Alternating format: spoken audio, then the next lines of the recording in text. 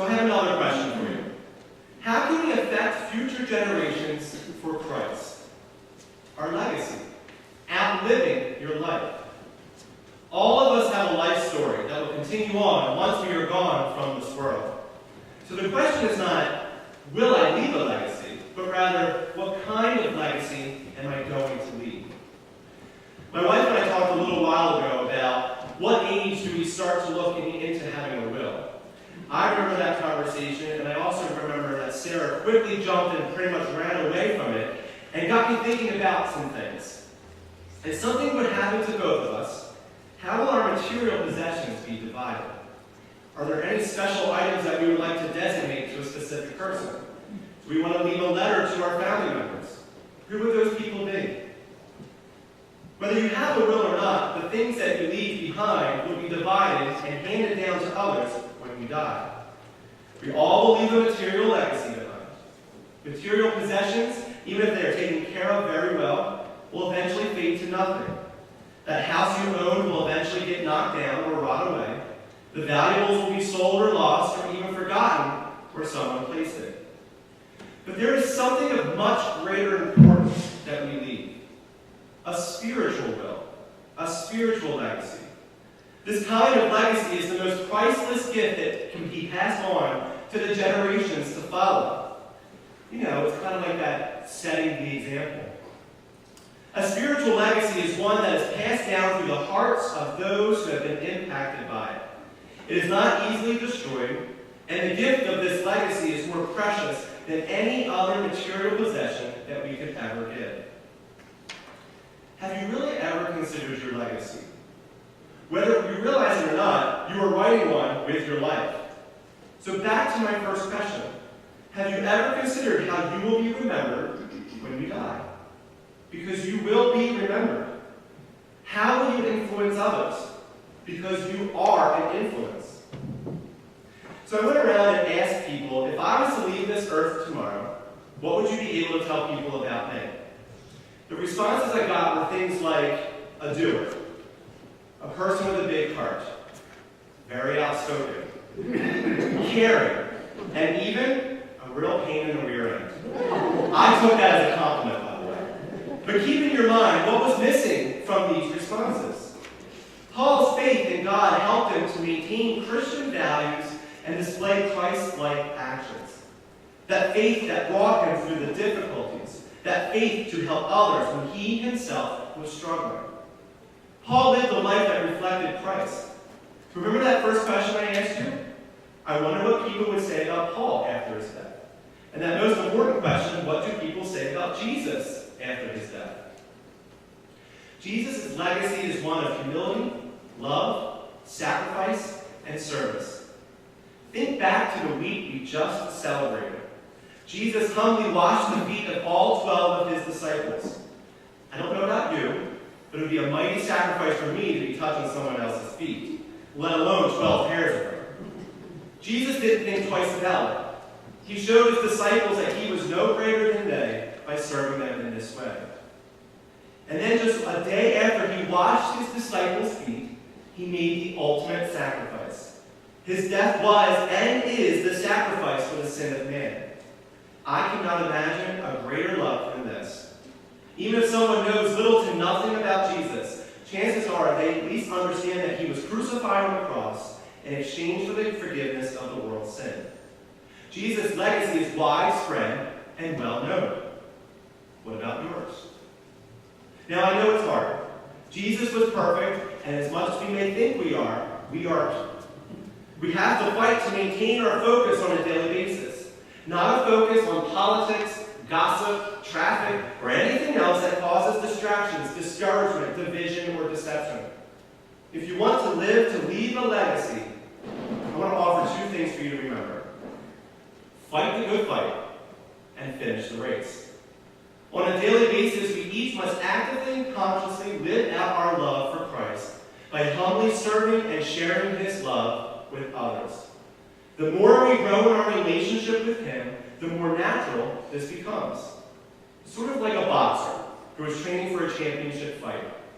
The more they know of the sport and the more they condition their body, the better of a boxer they become. In order to fight the good fight, we have to spend time with Jesus daily, offer him both our praise and our concerns, read about him and his legacy in our Bibles, and surround ourselves with those who are fighting the same exact fight. Developing daily habits and making your life a living example of Christ's love put us on the right path to a worship lifestyle. A lifestyle that is fulfilling just as it is giving, and strengthens us to keep fighting to be like Christ. Finishing the race means trusting in the process as God guides you through each and every day. How easy it is to become disqualified or disheartened in the race of life and ministry. Satan is always hard at work trying to distract us from this course. So here are some of the things that Satan uses to try and deter us from finishing that race. Distractions, good things and wrong things. Discouragement, the offense and failure. Divisions, you and God and you and others. Deceptions and selfishness. It is all about you, and God wants you to be happy. Satan desires that we leave a legacy of pride and worldly achievements. To finish the race, we must keep our focus on Christ and his influential legacy. Hebrews 12:1 says, "Therefore, since we are surrounded by such a great cloud of witnesses, let us throw off everything that hinders and the sin that is so easily entangles. And let us run with perseverance the race marked out for us." We have so much divide in this country and world. And guess what? It's because of us. Not budging or listening to each other when we have meetings, always showing who is right or who is wrong, not listening or caring to understand the other person's point of view. So we tend to get louder, more defensive. Does it really matter? What if our view was really not the right view? When does he become part of the conversation? When does he become part of the reactions? This conflict is precisely how Satan wants to knock us off track from our Christ-like legacy. Satan loves our self-centeredness and pride. Satan is concerned with our reputation. Jesus is concerned with our legacy. Now you know there is a difference between the two, correct? Your reputation is who you are supposed to be. Your legacy is who you are. Your reputation is what you have when you become to a new community. Your legacy is what you leave behind when you go. A reputation is made in a moment. A legacy is built in a lifetime. A single newspaper report or careless gossip can give you your reputation, but a life of Christ gives you your legacy. Finally, reputation is what someone says about you on your tombstone. A legacy is what your children will live with for the rest of their lives. People leaving a legacy live sacrificially because they are living for something greater than themselves. Are you trusting him? Are you allowing him to invade your heart and help you live a life that means something? One that will continue to speak with Jesus once you are gone. 1 John 4:7-8 says, "Dear friends, let us love one another, for love comes from God. Everyone who loves has been born of God and knows God. Whoever does not love God does not know God. Whoever does not love does not know God, because God is love." God is the author, the creator of love. You see, love doesn't exist apart from God. To live in love is to live in God and to experience true love. You must experience God. But how do we experience God's love? So in the next two verses from 9 through 10, it says, "This is how God showed his love among us. He sent his one and only Son into the world that we might live through him. This is love, not that we loved God, that he loved us and sent his Son as an atoning sacrifice for our sins." We don't have to do anything to be loved by God. God loves us, and he has already done what is necessary through the death of his Son and on the cross to display his love to us. And in response to God's love, we love him in return. It says here that we must live through him and rely on his love that was displayed for us very long ago. This is love, but what does it produce? The only way that you can outlive your life is to have faith in the giver of life. The only way to leave a lasting legacy is to trust and walk in the everlasting legacy of Jesus Christ. We need to live our lives for the only thing that hundreds of years from now will still matter. People, very few things in this life are truly forever. But one of them is what you will do in this life for Jesus. That's the legacy you want to leave. What legacy are you leaving? What legacy would your wife or your husband say you're leaving? Or your kids? What legacy will your coworkers or neighbors say you're leaving? Is it a legacy of success in business? A successful golf game? A big 401k? A big bank account?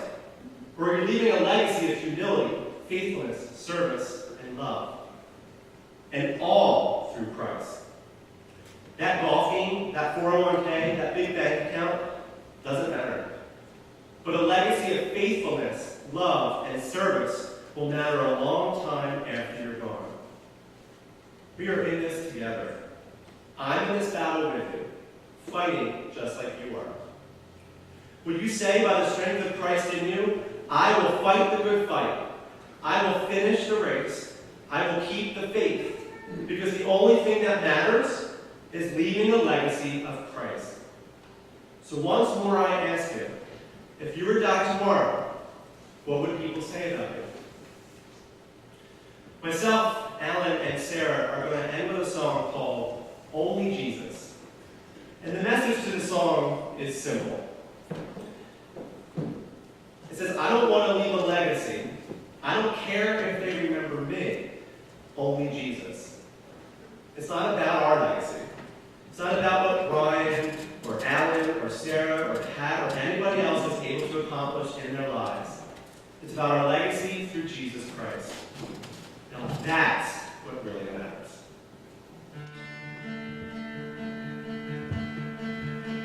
Make a count, leave them all, rename yourself. Dream your dreams, choose your heart above all else. Make a name the world remembers. But all the empty words, so there's empty dreams that got lost in the line when it was up to me to make a name the world remembers. But Jesus is the only name to remember.